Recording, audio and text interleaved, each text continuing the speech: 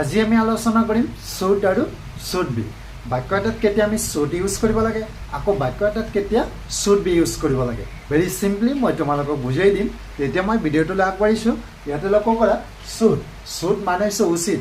যেতিয়া বাক্য এটাত কোনো কাম কৰা উচিত বুলি আমি যেতিয়া কম তেতিয়া should ইউজ কৰিব লাগিব আকৌ এইটো এডভাইস দিয়াৰ ক্ষেত্ৰত আমি should ইউজ কৰিম সাপোজ তুমি কামটো কৰা উচিত তুমি ভালদৰে পঢ়া কৰা উচিত এই ধৰণৰ বাক্যবিলাকত আমি should ইউজ কৰিম আকৌ should be টো আমি থকা উচিত বাক্য এটাত যেতিয়া আমি থকা উচিত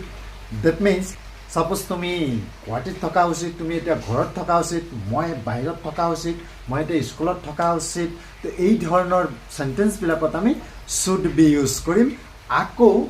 কাম কৰি থকা উচিত এইটো আকৌ কাম কৰি থকা উচিত দ্যাট মিন্স তুমি এতিয়া পঢ়া কৰি থকা উচিত তুমি এতিয়া কামটো কৰি থকা উচিত মই এতিয়া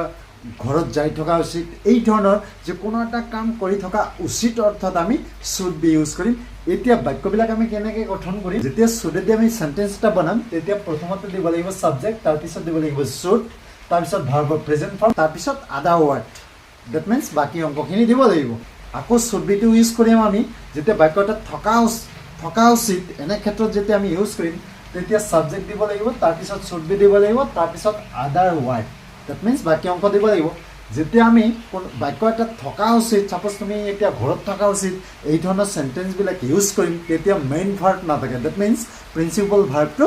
নাথাকে এইটো মনত ৰাখিবা ইয়াতে মই লিখা নাই তাৰপিছত আকৌ যেতিয়া কাম কৰি থকা উচিত এই ধৰণৰ সেন্টেন্স যেতিয়া আমি কম তেতিয়া আমি সেন্টেন্সটো এনেকৈ বনাব লাগিব সাবজেক্ট দিব লাগিব তাৰপিছত should be দিব লাগিব তাৰপিছত ভাৰ্বৰ লগত ing দিব লাগিব দ্যাট মিন্স পিপল গ'লে গোয়িং কামলে কামিং এনেকুৱা ing ফৰ্মটো দিব লাগিব তাৰপিছত দিব লাগিব আদাৰ ওয়াৰ্ড তো এই ধৰণে আমি বাক্যবিলাক বনাব লাগিব এতিয়া কেইটামান এক্সাম্পললৈ মই আহিছোঁ মই এতিয়া যোৱা উচিত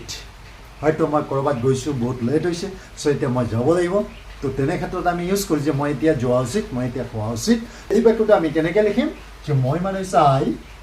তাৰপিছত দিব লাগিব should I should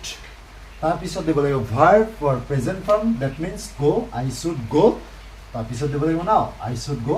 now I should eat now তেনেকৈ আমি সেন্টেন্সবিলাক ক'ব লাগিব তাৰপিছত তুমি কামটো কৰা উচিত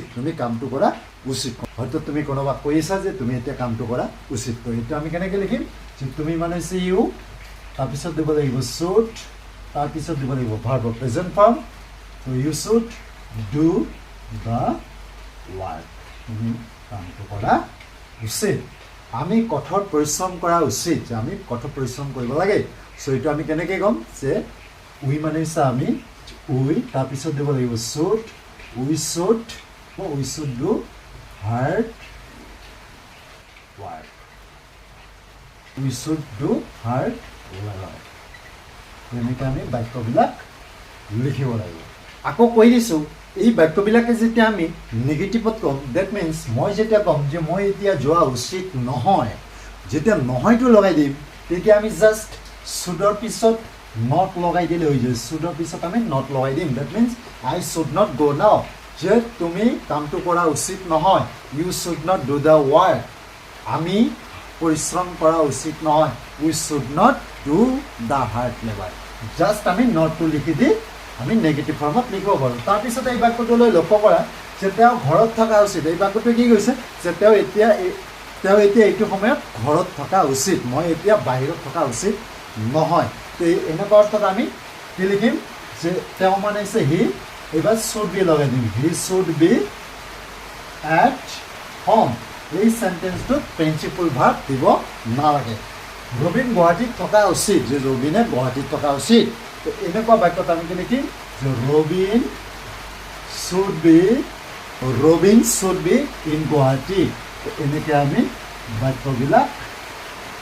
ক'ব লাগিব তাৰপিছত এই বাক্যটোলৈ লক্ষ্য কৰা যে মই এতিয়া স্কুলত থকা উচিত যে মই এইটো সময়ত স্কুলত থকা উচিত তো এই বাক্যটো কেনেকৈ লিখিম যে I should be at school now তো মই এতিয়া স্কুলত থকা উচিত এই ধৰণে আমি বাক্যবিলাক ক'ব লাগিব ভেৰি ইজিলি তো তোমালোকে নিশ্চয় বুজিব পাৰিছা এতিয়া বাক্য এটা যেতিয়া আমি যে কিবা এটা কাম কৰি থকা উচিত বৰ্তমানত তো তেনেকুৱা সেন্টেন্সবিলাক আমি এইটো ফৰ্মত লিখিম যে প্ৰথমতে দিব লাগিব শুড বি, তাৰপিছত ভাৰ্বৰ লগত আইএনজি, তাৰপিছত আদাৰ ৱৰ্ড। কেইটামান উদাহৰণ লৈছোঁ, ইয়াতে লক্ষ্য কৰা যে তুমি এতিয়া পঢ়ি থকা উচিত, তুমি এতিয়া পঢ়ি থকা উচিত। ডেট মিনছ এইটো আমি কি লিখিম যে ইউ, তাৰপিছত দিব লাগিব should be, you should be, এবাৰ ভাৰ্বৰ লগত আইএনজি ফৰ্ম। ডেট মিনছ পঢ়ি থকা উচিত, you should be reading, you should be reading. এতিয়া now, U should be reading নাও, তুমি এতিয়া পঢ়ি থকা উচিত। এতিয়া আকৌ যেতিয়া আমি ক'ম যে তুমি এতিয়া পঢ়ি থকা উচিত নহয়, তেতিয়া কি ক'ম যে ইউ শুড নট। জাষ্ট আমি শুডৰ লগত নট লগাই দি আমি এইটো নেগেটিভ ফৰ্মত লিখিব পাৰোঁ। এতিয়া ইয়াতে লক্ষ্য কৰা যে তেওঁ কামটো কৰি থকা উচিত, যে তেওঁ কামটো কৰি থকা উচিত। ডেট মিনছ এইটো বৰ্তমানত বুজিছে যে তেওঁ এতিয়া কামটো কৰি থাকিব লাগে। এনেকুৱা অৰ্থত আমি কি লিখিম যে he should be, he should be, এবাৰ ভাৰ্বৰ লগত আইএনজি দিব লাগিব doing, he should be doing the work. তেনেকৈ আমি চেণ্টেঞ্চবিলাক লিখিব লাগিব। যে মই এতিয়া ঘৰত গৈ থকা উচিত, যে মই এতিয়া ঘৰত গৈ থকা উচিত। হয়তো ক'ৰবাত গৈছোঁ, তেতিয়া মই ক'ব লাগে যে মই এতিয়া ঘৰত গৈ থাকিব লাগে, যে ঘৰত গৈ থকা উচিত, মই কামটো কৰি থকা উচিত, মই এতিয়া পঢ়ি থকা উচিত, তেওঁ এতিয়া খেলি থকা উচিত। এই ধৰণৰ বাক্যবিলাকত আমি শুড বি লিখি ভাৰ্বৰ লগত আইএনজি দিব লাগিব। এতিয়া লক্ষ্য কৰা যে মই মানে হৈছে আই, তাৰপিছত দিব লাগিব শুড, আই শুড বি, এবাৰ গৈ থকা। ডেট মিনছ ভাৰ্বৰ লগত আইএনজি দিব লাগিব যে going, I should be going, I should be going, ক'ত গৈ থকা উচিত যে ঘৰত। That means I should be going at home. এই ধৰণে আমি চেণ্টেঞ্চবিলাক লিখিব লাগিব যে শুড বি আমি কেনেকৈ ইউজ কৰে। কেইটামান এক্সাম্পলৰ সহকাৰে মই বুজাই দিলোঁ, যে নিশ্চয় বুজিব পাৰিছা। যে আজিলৈ ভিডিঅ'টো ইয়াতে সামৰিছোঁ। যদি কিবা এটা শিকিব পাৰিলা, লাইক এটা কৰি দিয়া, তোমাৰ বন্ধু বান্ধৱীলৈ ভিডিঅ'টো শ্বেয়াৰ কৰি দিয়া, আৰু যিসকলে ছাবস্ক্ৰাইব কৰা নাই এতিয়াই ছাবস্ক্ৰাইব কৰি লোৱা।